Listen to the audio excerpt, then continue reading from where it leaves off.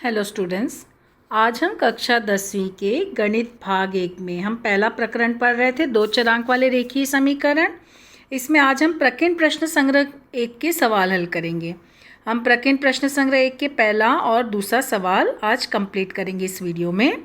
अब यहाँ पे देखो पहला प्रश्न क्या दिया है कि निम्नलिखित प्रश्नों के लिए दिए गए विकल्प में से उचित विकल्प को चुनिए। मतलब तुम्हें क्वेश्चन भी दिया, आंसर भी दिया। इसका मतलब ये कौन सा प्रकार का क्वेश्चन हुआ? ये एमसीक्यू टाइप बहुपर्यायी प्रश्न। मतलब तुमको A B C D 4 answer दिए हैं, कौन सा राइट आंसर है वो लिखना। बोर्ड एग्ज़ाम में पहला जो क्वेश्चन होता है वो हमेशा एमसीक्यू का ही रहता है। तो एमसीक्यू के क्वेश्चन जो तुम्हें आएंगे तो ध्यान देना, आंसर लिखते समय ए है अगर ऑप्शन तो ए 4 ऐसे पूरा लिखना, या बी है तो बी 3। लेकिन अलजेब्रा है, हम डायरेक्ट आंसर तो लिख नहीं सकते, तो हमें जो है उसको पहले कैलकुलेशन करके दिखाना होगा ना, तभी तो हमारा सवाल हल होगा। तब ये देखो हमारा पहला सवाल क्या दिया है, निम्नलिखित प्रश्नों के लिए दिए गए विकल्प में उचित विकल्प को चुनिए। क्वेश्चन क्या दिया, 4x + 5y = 19 का आलेख खींचने के लिए अगर x बराबर 1 हो तो y का मान ज्ञात करो। मतलब तुमको एक समीकरण दिया है, ये समीकरण है, हमको आलेख बनाना है। तो आलेख के लिए देखो हम x और y का मान निकालते हैं ना, तभी तो हमारा आलेख बनता है। तो अगर x का मान 1 है तो y का मान क्या होगा? अब अलजेब्रा है तो हमें कैलकुलेशन करके दिखाना होगा। तो हम आंसर कैसे लिखेंगे? पहला समीकरण क्या दिया है, 4x + 5y = 19। तो इसमें x का मान 1 रखने पर क्या मिला हमको? x का मान 1 रखोगे तो 4, और यहाँ पे x की जगह पे 1 + 5y = 19। तो यहाँ पे क्या हो गया, 4 + 4 + 5y = 19। पक्षांतर करोगे तो 5y = 19 - 4, तो कितना मिला? 19 में से 4 माइनस किए तो 15। तो y कितना हो जाएगा? y बराबर 15/5, तो कट हुआ 3, तो y बराबर 3। तो हमको आंसर मिला y बराबर 3। लेकिन हमारा ये क्वेश्चन कौन सा, एमसीक्यू का क्वेश्चन है ना, तो कौन सा आंसर आया? B3, ये आंसर आया ना। तो कैलकुलेशन पहले करके दिखाना। एमसीक्यू का क्वेश्चन अगर है, अगर वहाँ कैलकुलेट डायरेक्ट तो आंसर तुमको नहीं समझेगा, तो कैलकुलेशन करना, ये कैलकुलेशन शो करना, और उसके बाद उसके नीचे, अब इसके नीचे आंसर लिखना। क्या आंसर लिखोगे? एमसीक्यू का क्वेश्चन है तो आंसर लिखने का यही तरीका होना चाहिए। आंसर तुम्हारा कैसे लिखोगे? B और 3, ये आंसर पूरा लिखना इस तरह से, नहीं तो बोर्ड एग्ज़ाम में मार्क्स कट होते हैं। ये ध्यान देना, इस तरह से तुमको आंसर लिखना है, कैलकुलेशन करके दिखाओगे और फिर ये आंसर लिखोगे। तो ये हमारा कौन सा सवाल हल हुआ? पहले का पहला। दूसरा सवाल क्या दिया? x तथा y चरांक वाले युगपत समीकरण के लिए, दो चरांक है x और y, युगपत समीकरण के लिए dx 49, dy -63 और d7 हो तो x का मान ज्ञात करो। ये हमारा कौन सा नियम आया? ये हमारा क्रैमर का नियम आया ना। तो क्रैमर के नियम से तुमको देखो क्या क्या दिया है, dx दिया है 49, dy दिया है -63 और d दिया है 7। क्या ज्ञात करना है? x कितना होगा हमको। देखो dx dy d तीनों दिया, लेकिन हमको सिर्फ x निकालना। तो x क्या है? x होगा dx/d। क्रैमर का नियम लगेगा ना यहाँ पे। तो dx कितना है? 49, d कितना है? 7। ठीक है, तो कितना मिला? 7 × 7 = 49। तो x का मान कितना आया? 7। लेकिन हमारा एमसीक्यू का क्वेश्चन है, तो कौन सा आंसर होगा इसमें? हमारा ए वाला आंसर ना, ये आंसर। तो हम आंसर कैसे लिखेंगे? नीचे आंसर और ऑप्शन में ए है, बी है, सी है, वो पूरा लिखना। वो लिखने के बाद ये पूरा लिखना option A B C D जो भी है वो लिखना, फिर जो आंसर है वो लिखना। ये सही तरीका है। कैलकुलेशन करके दिखाना और उसके बाद आंसर नीचे लिखना इस तरह से। आंसर में ए बी सी डी में से जो भी है पहले वो लिखना और फिर जो आंसर है उसको लिखना। दोनों लिखना होता है, न तो यहाँ पे कभी मार्क्स नहीं मिलते। बोर्ड का रूल है, तुम्हें दोनों लिखना है। ठीक है, थर्ड क्वेश्चन देखते हैं, पहले का तीसरा। क्या दिया है क्वेश्चन? निश्चयक मान ज्ञात करो। ये दिया है इसका निश्चयक मान। निश्चयक मान जान रहे हो ना, हम इसको इससे गुणा किए, इसको इससे गुणा किए और दोनों को घटा दिए। ठीक है, तो अभी हमारा जो है कैसे हल होगा? तो ये हमारा निश्चयक मान निकालना है। तो देखो हमारा ये है 5 - 7 3 - 4। तभी हम गुणा करेंगे। किसको किससे गुणा किए हमने? इसको इससे गुणा किए। कितना हो जाएगा? ये हो जाएगा हमारा 5 × -4। अब हम क्या करेंगे? इसको इससे गुणा करेंगे और बीच में माइनस का चिन्ह, बीच में माइनस का चिन्ह क्या होगा? 3 × -7। ठीक है, ये गुणा हुआ। अब कोष्टक हल करो। 5 × -4 कितना हुआ? -20। और ये माइनस मिलके प्लस और 7 3 = 21। तो 21 में से देखो ये -20 + 21 यानी घटेंगे। 21 में से 20 घटा 1, तो हमारा निश्चयक मान कितना आया? 1। तो कौन सा आंसर हुआ? देखो डी, ये आंसर हुआ ना हमारा।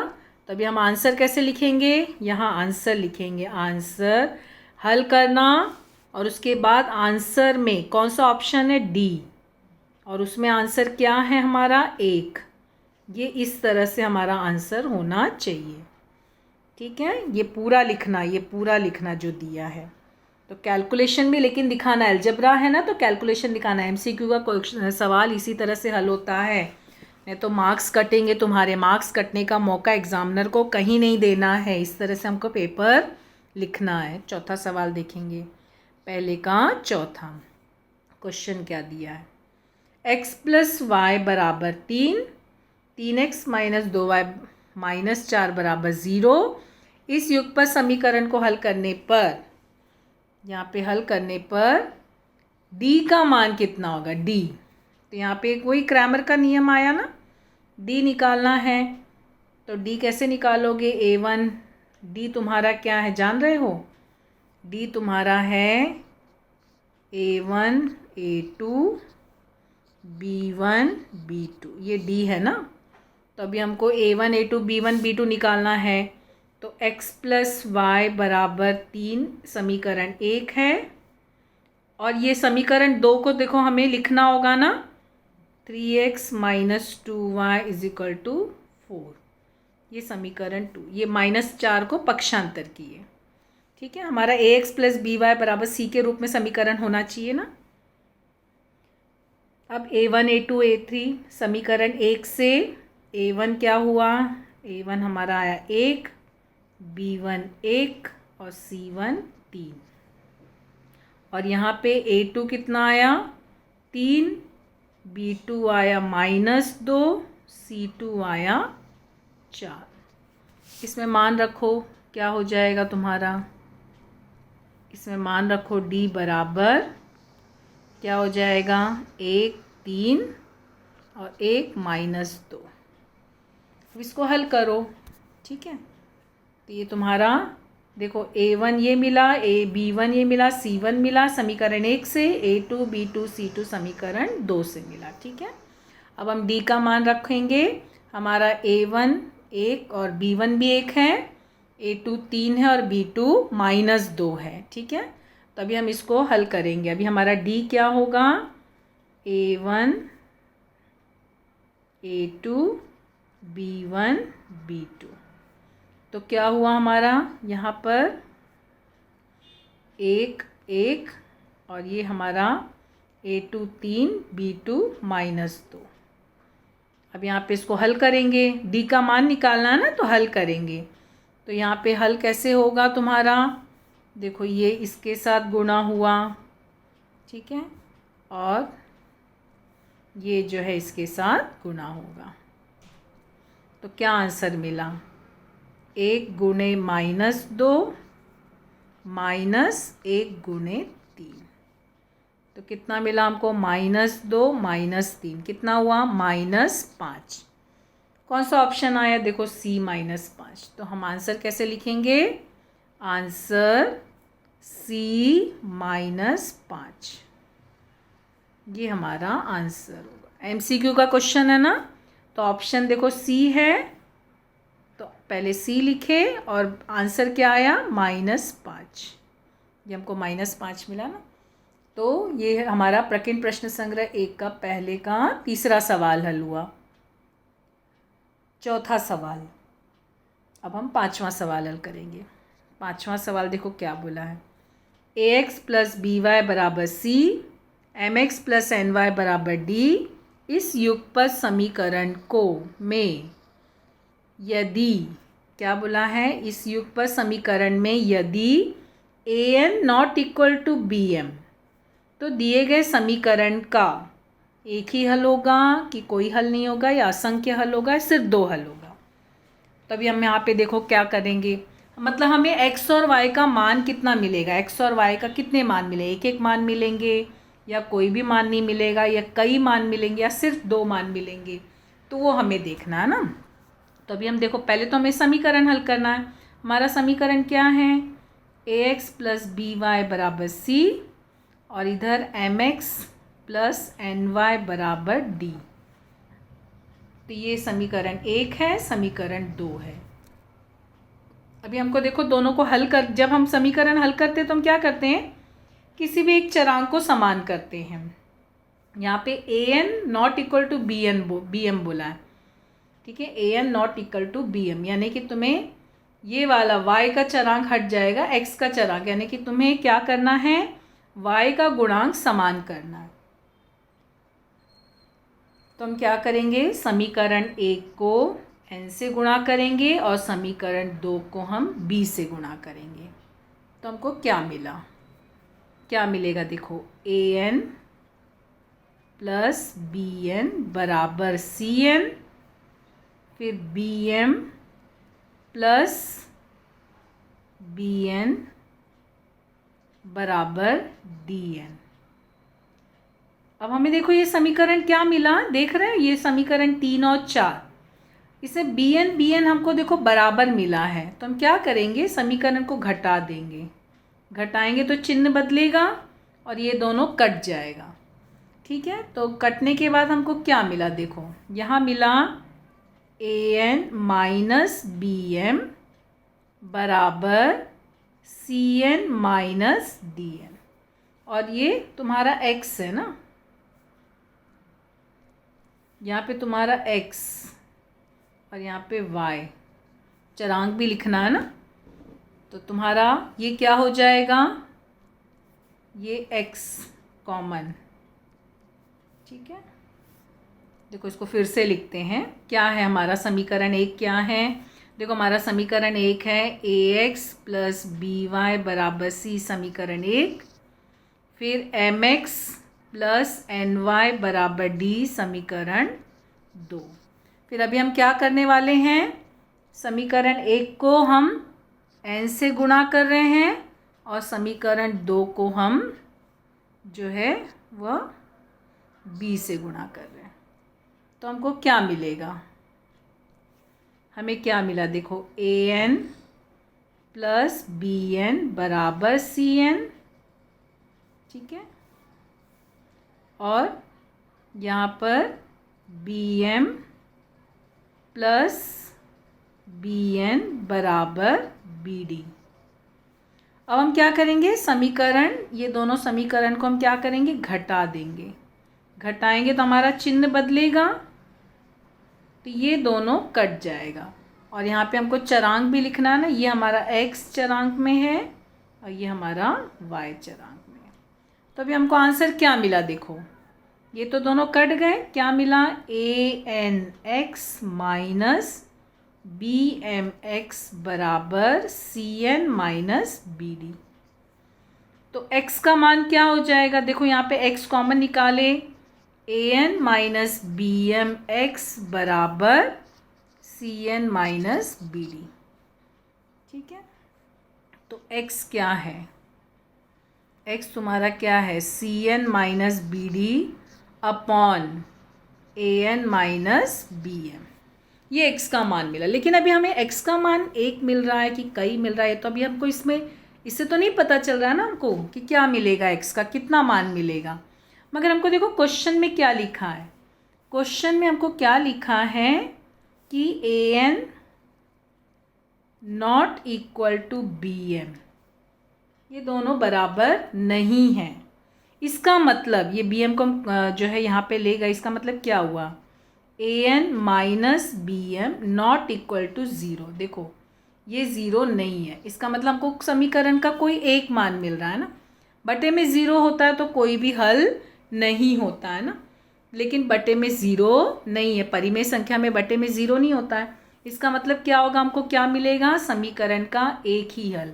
यानी यहाँ पे ये ज़ीरो नहीं है, इसका मतलब यहाँ पे कोई भी एक संख्या है, तो हमें x का एक ही मान मिलेगा। तो हमारा आंसर क्या आएगा, समीकरण का हल एक ही होगा। तो कैलकुलेशन करके दिखाए, लेकिन अभी आंसर कैसे लिखेंगे, हम आंसर लिखेंगे, हमारा आंसर होगा a और आगे लिखेंगे एक ही हल होगा। ध्यान से, ये हमारा इस तरह से आंसर, MCQ का क्वेश्चन है तो हल करके दिखाना और नीचे इस तरह से आंसर लिखना, जो ऑप्शन है वो लिखना और जो उसमें आंसर होगा वो लिखना, तब जाके तुम्हें मार्क्स मिलेंगे। ये बोर्ड में इस तरह से आंसर लिखने का तरीका होता है। अब हम आते हैं हमारे दूसरे सवाल पे। क्या दिया है, 2x minus 6y is equal to 3, इस समीकरण का आलेख खींचने के लिए सारणी पूर्ण करना। ध्यान देना, क्वेश्चन में तुम्हें कभी कभी आएगा आलेख बनाओ, आलेख विधि से हल करो, तब तो तुम्हें सारणी बना के आलेख भी बनाना है, लेकिन यहाँ सिर्फ तुमको सारणी पूर्ण करने को बोला है। तो सारणी पूर्ण करना है तो सिर्फ तुम्हें सारणी भरना है, कंप्लीट करना है। ठीक है, तो अभी हम यहाँ पे इसको कैसे हल करेंगे, अभी हमको जो क्वेश्चन दिया है ना, वो क्वेश्चन अभी हम बारी बारी से, x का मान -5 है। ठीक है, x का मान -5 दिया है, तो तुम्हारा क्या हल होगा, समीकरण क्या दिया था तुमको, 2x माइनस 6y बराबर 3। ये हमारा समीकरण है। अभी हमको x का मान निकालना ना, ये वाला x बराबर -5 रखने पर हल करके दिखाना है। अलजेब्रा है मतलब कैलकुलेशन है, तुम्हें कैलकुलेशन करके दिखाना। तो जहाँ भी x है वहाँ पे -5, फिर -6y ऐसे ही रहेगा बराबर 3। तो क्या मिला तुम्हें यहाँ पे, -10 -6y बराबर 3। पक्षांतर करोगे -6y ऐसे ही रहेगा, और ये जो -10 है इसको हम यहाँ से पक्षांतर किए तो यहाँ जाके क्या हो जाएगा, वो प्लस हो जाएगा। तो क्या हो जाएगा, 3 + 10, यानी क्या मिला तुमको, -6y इज इक्वल टू 13। तो y क्या मिलेगा, -13/6। तो यहाँ पे तुमको क्या आंसर आया, -13/6। और xy का मान लिखना है तो यहाँ पे आएगा -5 और -13/6। ठीक है, इस तरह से।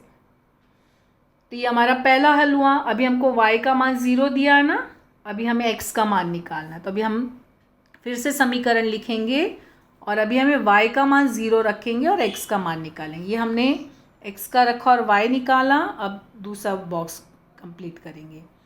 तो अभी हमारा देखो समीकरण क्या दिया है हमको, 2x minus 6y is equal to 3। अभी हमको y बराबर 0 रखने पर, तो क्या हो गया हमारा, समीकरण में y 0 रखे तो 2x ऐसे ही रहेगा, -6 और ब्रैकेट में 0। पहले 0 रखना, बाद में आंसर 0 लिखना, क्योंकि 0 को किसी से भी गुणा करते हैं तो 0 हो जाता है। तो x क्या मिला तुमको, 3/2। x का मान मिला 3/2। यहाँ लिखोगे 3/2, तो ये हो जाएगा 3/2 0। ठीक है, तो हमें आंसर, लेकिन कृति का सवाल है ना, तो कृति का सवाल है तो हमारा कैलकुलेशन करने के बाद, कैलकुलेशन हो गया, अब हम बॉक्स में मान रखे, जो जो हमको आंसर मिला था वो सब हमने बॉक्स में रखा। कृति का सवाल है यानी कृति के बॉक्स कंप्लीट होने चाहिए। तो पहले कैलकुलेशन करके दिखा लेना, फिर बॉक्स बना के सारे आंसर उसमें लिख लेना। तो ये प्रकीर्णन प्रश्न संग्रह 1 का हमारा पहला और दूसरा सवाल हमने इस वीडियो में कंप्लीट किया। आगे का सवाल अगले वीडियो में। Thank you.